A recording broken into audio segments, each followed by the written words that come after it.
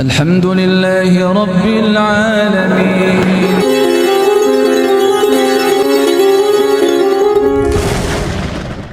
Saya tanya Pak Masdi, Pak Ketua Ranting, temanya apa Pak? Tanda-tanda kiamat. Waduh, tanda-tanda kiamat. Saya dalam hati bertanya, emang kalau sudah tahu mau kiamat, terus ngapain kita?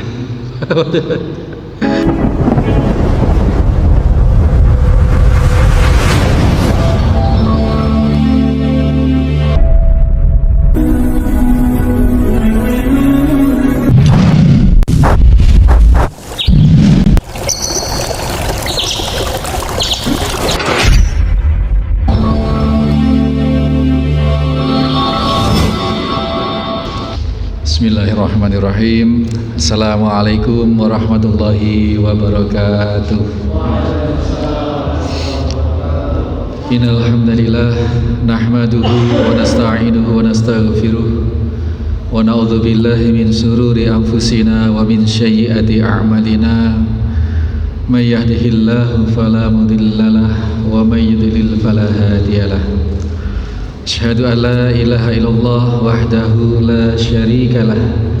Asyhadu anna Muhammadan abduhu wa rasuluhu la nabiyya ba'dah. Allahumma shalli wa sallim wa barik ala Muhammadin wa ala alihi wa sahbihi wa mawalah. Qala Allah ta'ala, ya ayyuhalladzina amanu taqullaha haqqa tuqatih wa la tamutunna illa wa antum muslimun. Wa ba'd. Yang kami hormati Bapak Ketua Ranting, Bapak Ustadz Masdi, dan juga segenap pembesar Jam'iyah Muhammadiyah di pesisir Kilensari, masuk Kilensari ya? Kilensari, dan segenap jamaah Masjid Baitur Rahman pesisir, serta segenap mustami dimanapun saat ini menyaksikan atau mengikuti kajian ngaji bareng, ngopi bareng. Ngopi bareng, kopinya panitia nggak dapat, Pak Sur sabar ya, nggak dapat kopi. Alhamdulillah, mudah-mudahan kita semua diberi rahmat oleh Allah Subhanahu wa ta'ala, dan kita identifikasi kembali, kita inventarisir niat kita. Selain ini memang agenda rutin Ranting Muhammadiyah Kilensari, kita juga memperluas manfaat.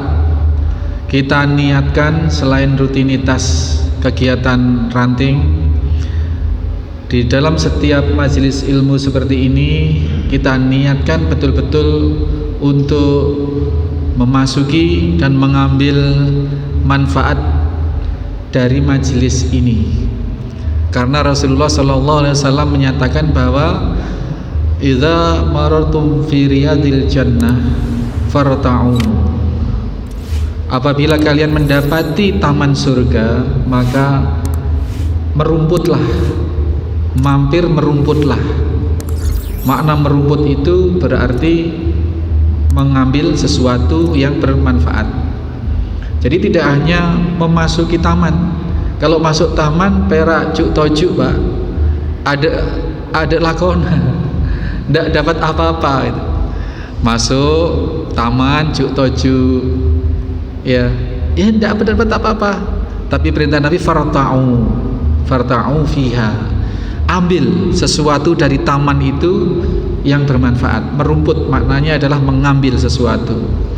Maka setiap majelis ilmu adalah taman surga. Para sahabat kemudian tanya, apakah taman surga itu ya Rasulullah? Majalisun ilm, yakni majelis ilmu itu adalah taman surga. Maka dimanapun, apakah pas pengajian Ranting itu pas kedapatan di rumah-rumah warga Muhammadiyah, anggota Muhammadiyah, itu juga adalah apabila di dalamnya dibahas tentang sesuatu yang halal dan yang haram, maka itulah majelis ilmu, majelis dzikir, majelis zikir.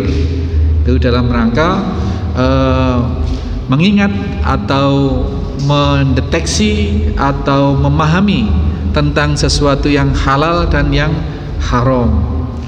Tentunya yang halal untuk dilaksanakan, yang haram untuk ditinggalkan.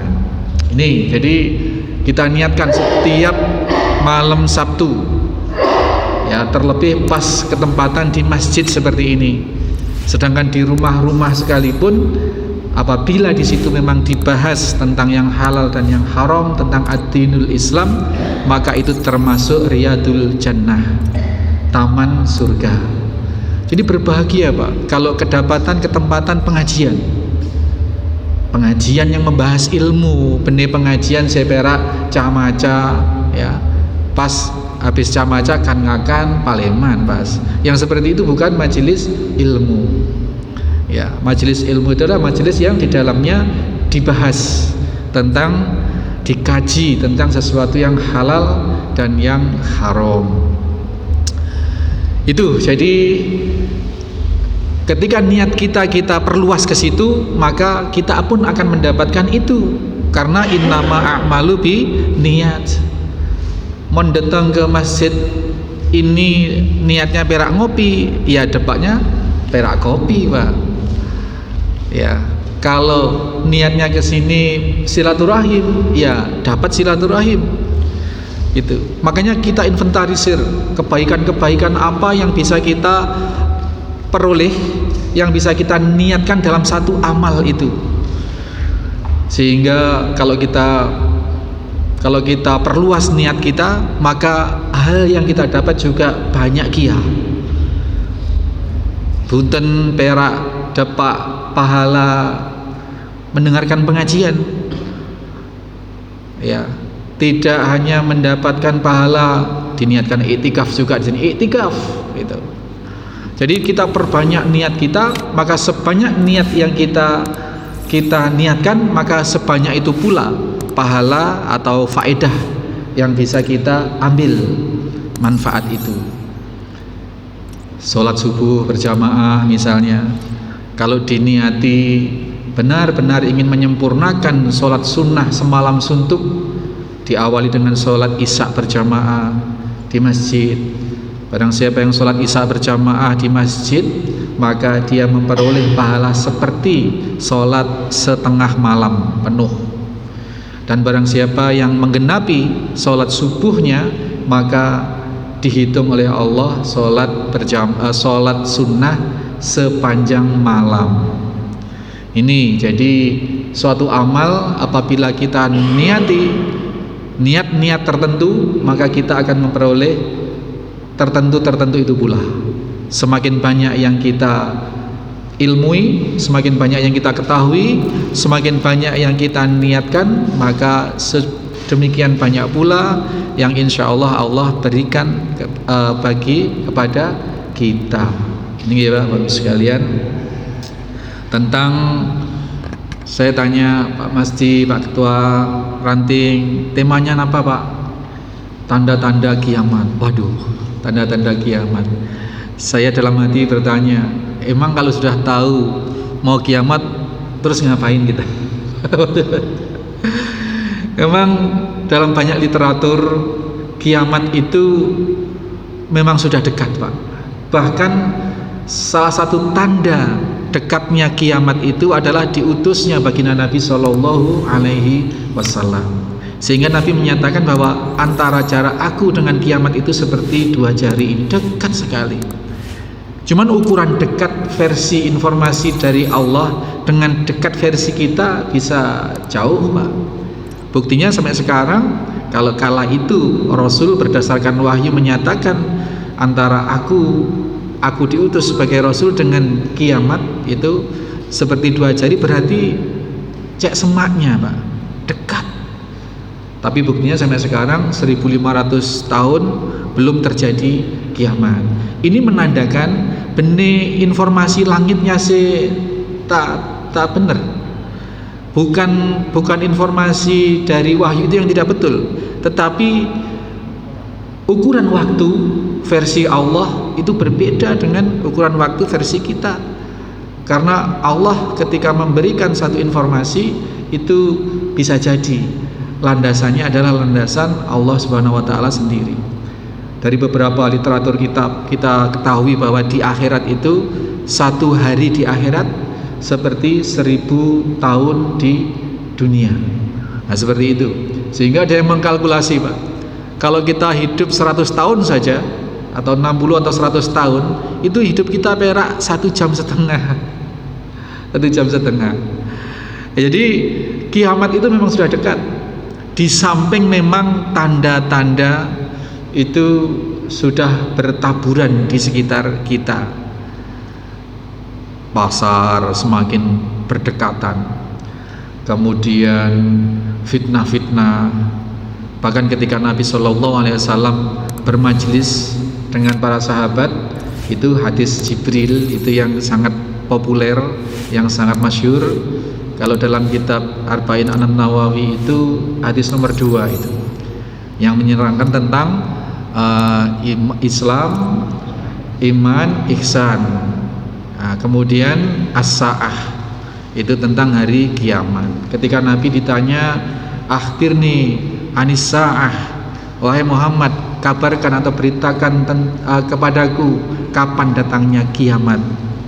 Lalu Rasul menjawab bahwasanya yang ditanya tidak lebih tahu dari yang bertanya. Artinya yang bertanya tidak tahu, yang ditanya juga tidak tahu, gitu. Jadi sama-sama tidak tahu. Kemudian kalau begitu, akhirni am'aratiha, kabarkan kepadaku tanda-tandanya wahai Muhammad, itu. Nah baru kalau tanda-tandanya, gejalanya itu baru Rasul mau menyatakan bahwasanya diantaranya adalah antalital amatahu rabbataha.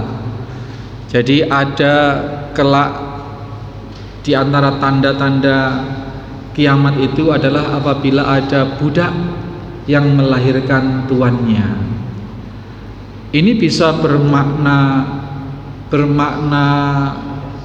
majas atau bermakna leksikal atau bermakna perumpamaan. Jadi bisa jadi bermakna beneran secara leksikal, bermakna beneran bahwa ada budak yang melahirkan tuannya. Anaknya ini bisa jadi anak dari tuan yang memperbudak. Tetapi lebih dalam kasus kekinian, ini lebih bermakna sebagai majas tadi, sebagai perumpamaan, bahwa sekarang banyak sekali orang tua yang kalah dengan anaknya. Justru orang tuanya manut ke anaknya. Jadi kalau dalam falsafah Jawa itu ada istilah apa, Pak? Kebo nyusu gudel. Gudel itu bahasa Jawa anak kerbau. Induk kerbau justru nurut ke anak kerbau. Nah sekarang Pak yang terjadi seperti itu. Banyak anak durhaka, orang tuanya sudah tidak mampu lagi mengendalikan anaknya. Anaknya sak mau-maunya. Seperti itu. Saya aja Pak, di Al-Firas itu kan ada namanya yatim center, dan mungkin di beberapa tempat juga ada anak-anak asuh itu yang berjumlah 63 anak itu, ibunya semua janda, yang namanya yatim, bapaknya pasti mati Pak, sudah mati. Itu kita beri fasilitas pendidikan di Al-Firas itu Pak. Al-Firas itu mengakomodir anak-anak yang tidak di panti asuhan. Senyaman kita bisa arahkan ke panti asuhan, kita arahkan. Panti asuhan manalah, mau Pokaan, mau di Panarukan, kita arahkan. Tapi ternyata kebanyakan dari mereka itu memang tidak mau masuk panti asuhan. Maka kita asuh secara non panti, gitu. Nah, untuk memberi pembinaan pada mereka, kita berikan fasilitas-fasilitas pendidikan, dari pendidikan tahfidzul Quran, dari pendidikan formal, kita sekolahkan, yang mau sekolah di sekolah Muhammadiyah kita biayai itu. Dan kita Al-Firdaus sendiri merintis pendidikan formal dari tingkat terendah sampai nanti insya Allah tahun depan mulai buka SD Alam. Mohon doa Bapak sekalian. Ini kita memfasilitasi anak-anak yang umum. Anak-anak yang umum maksudnya yang bukan warga Muhammadiyah itu, sehingga Al-Firdaus itu tidak pakai bendera persyarikatan, Pak. Ini karena kita ingin menjangkau lebih luas anak-anak yang dari anak-anak yang non warga Muhammadiyah. Tapi amaliyahnya ya Muhammadiyah, memang kita orang Muhammadiyah gitu. Jadi teman-teman, di antara teman-teman yang paham ya sangat memaklumi, sangat mendukung, tapi yang tidak paham ya ada juga Pak yang skeptis, yang yang sinis dengan Al-Firdaus itu. Tapi ya sudahlah, kita bismillah, kita ini berdakwah dengan berbagai cara gitu. Jadi Al-Firdaus itu meskipun secara struktur tidak ada keterkaitan dengan Muhammadiyah secara struktur, tetapi ruh jiwanya Muhammadiyah. Itu yang perlu dipahami. Kemudian kita ingin cerita tadi bahwa sekarang ini banyak orang tua yang manut ke anak, bukan anak yang nurut ke orang tua. Sudah kita fasilitasi, ayo kalau tinggal di sini kita sekolahkan, kita biayai, kita ajak menghafal Al-Quran semampunya. Ustadz anaknya itu sudah, pokoknya ibunya ini sudah nggak mampu ngarahkan gitu. Sudah nggak mampu ngarahkan. Padahal di tempat lain Pak, saya kasih masukan, kalau ingin mondok tahfidz itu di tempat-tempat lain itu bukan hanya belasan juta, puluhan juta, bahkan istilahnya likuran juta itu Pak. Masuknya bisa 15 juta, bisa puluhan juta, 20-30 juta. Lah di sini diberi fasilitas gratis. Sebenarnya bukan gratis, tapi kita punya donatur-donatur yang siap membiayai begitu. Ewa semono Pak, meskipun sungguh pun demikian, ya tak ngabes Pak. Ya karena kalau orang tuanya itu cek teronya, cek pengennya anaknya bisa hafal Quran, bisa mondok. Ya kalau mondok cobalah, ya kita orang tua, anak-anak kita pada mondok, biayanya berapa begitu? Belum biaya-biaya yang di luar biaya rutin itu berapa. Nah di Al-Firdaus itu difasilitasi anak-anak yatim yang kita asuh itu, silahkan gitu. Berapapun kebutuhannya kita penuhi. Tapi ya itu Pak, tak habis. Ya karena tidak paham. Ibu-ibunya cek pinginnya Pak, tapi tidak mampu mengarahkan anak-anaknya. Gitu loh, yang sekarang terjadi di antara tanda-tanda kiamat, gejalanya seperti itu.